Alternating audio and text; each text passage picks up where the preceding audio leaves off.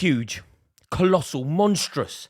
A statement victory from Arsenal there. A massive win. Arsenal have beaten Aston Villa at Villa Park and virtually assured themselves of Champions League football next year. What a massive day for that club. Mikel Arteta got it so right. Yes, you are correct. I did get it wrong, but I am so surprised at how well Arsenal have done. Today is actually massive. Like, it really is, because of context. Context is always very important in football, and we must remember that we didn't know if Arsenal, this Arsenal team, in its current guise, had the minerals for the fight. A really important question to ask of any team. How do you react to a defeat? Do you bounce back? Do you have that durability? Do you have that belief to go again? And things didn't go Arsenal's way earlier in the week. They would be knackered. The games are coming thick and fast, and they're away from home today at Villa, who needed points. And what do? They turn it on, they dominate. Aside from a shaky 10 minutes at the end where they went 3 at the back, they were superior, constantly superior. And they have got exactly what they needed because they're back to winning ways. It's such a significant step. The Premier League table is now just looking so pretty for Arsenal. They sit 4 points clear of 5th, 6 points clear of 6th, and a game in hand over both. That is just dreamlike for Arsenal, isn't it? And everything went well today. Leno back in the first team, clean sheet. Saka scoring again. That's his 7th goal in 11 games. This is just sensational. I think he has moved joint top goal scorer of Arsenal. And you could hear the Arsenal fans singing that Saka and Emile Smith-Rowe song over and over again. They have a belief in this team. They feel the identity of this team. And there is something special going on. 5 straight away victories for the first time since 2015 for this Arsenal team. Winning away from home in the league is not easy. They've done it 5 times in a row at the business end of the season when it really counts. It's now, we're mid-March. It's when we start asking what you're made of. Who are you? What do you represent? And this Arsenal team are answering all of the questions admirably. And we must remember that this is all off the back of a defeat. When things are going well, when things are going swimmingly, that isn't when people earn their money. That isn't when you can actually decipher who is there for the fight, who is there when the chips are down.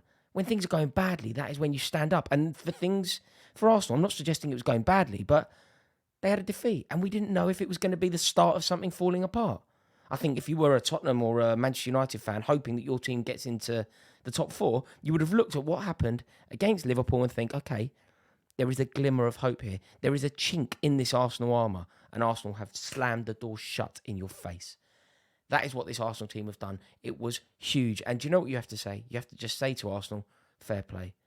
It looks like they are in this top 4 race to stay. They are now the team to beat. It is theirs. They have got into a situation at the business end of the season where we have, 9, 10 games left. It is theirs. Incredible from them. It really is. And the movement of the team, the way that they're playing, the cohesion, the belief, it's all there to see. Saka scoring his 10th goal of the season. Really good goal it was as well. By the way, did you hear him getting booed? I couldn't tell. Was he booed because he was... whatever way you look at it, it's ridiculous. But he was being booed because he was either booed because he scored the goal or he was booed because he was fouled. Didn't enjoy that. Tell you what I didn't like. Granit Xhaka trying to get Tyrone Mings sent off. Slightly hypocritical, didn't you think? I didn't think it was a sending off. I think that Mings was low enough for it to not be. It may have been reckless. It may have been aggressive, but I don't think it was a sending off. But I just thought it was a little bit rich to see Granit Xhaka in there trying to pull the strings and make sure that the ref reached for red. Didn't enjoy that. But aside from that, that's pretty much the only thing that you can say wasn't great for Arsenal. Slight shakiness towards the end, and I felt like it was written. If you're an Arsenal fan, admit it, you were terrified when you saw Emi Martinez at the end there coming up. Didn't you just think it was written for Emi Martinez to score against his old club? But it wasn't to be. And Villa are not good.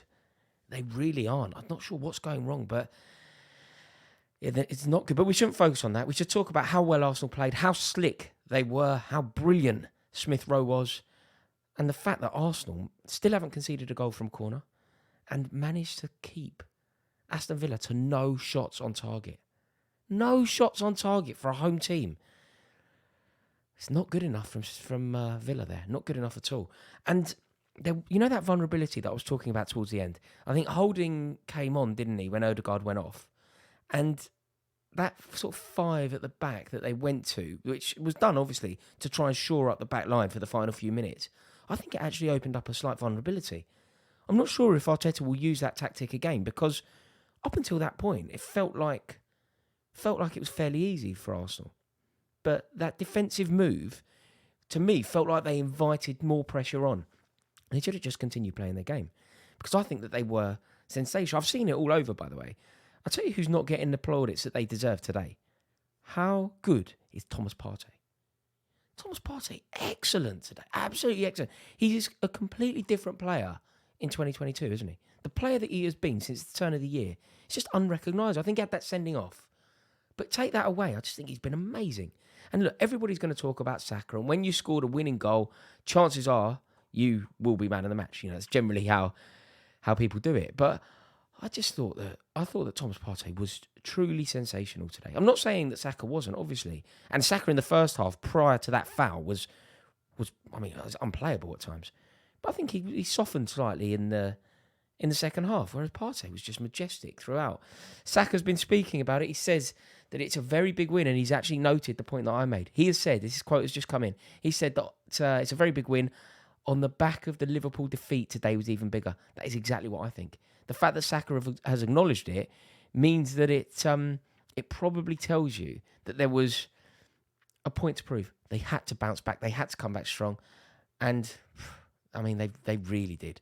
They really did do exactly what they needed. Saka is also complaining about the lack of protection that he's getting, because he actually said that players are purposefully trying to kick me. And that's probably true. That is true. I mean, there was no doubt that it was a foul. Whether it could have been a sending off, I think, is slightly more debatable. But I don't think that Bukayo Saka will be too bothered. He's got a winner. His team are looking certain to make it to the Champions League. It's going to take something ridiculous for it to not happen. But I now believe that they will do it. I can't see a world where they don't now. And full credit to Saka, full credit to the whole team, and full credit to Mikel Arteta. What a run Arsenal were on. They were on a brilliant run. They had that blip against Liverpool, and they've proved that that's all it was, a blip. They now sit pretty with 10 games to go in the Premier League. They now sit pretty on 54 points. Can't ask for more than that. They will be very happy. A game in hand on Manchester United, a game in hand on West Ham, who sit below them, and they go into this international break on cloud 9. Full credit to them. Congratulations to any Gooners watching this. You deserve it, man. You've proved a lot of people wrong. Yes, I know me. Thank you for watching this video. If you have enjoyed it, will you do me a favour? Please give it a like. It massively helps me out. And please click subscribe. I would love to hit 171k today. Help me do that. You will make my day even better.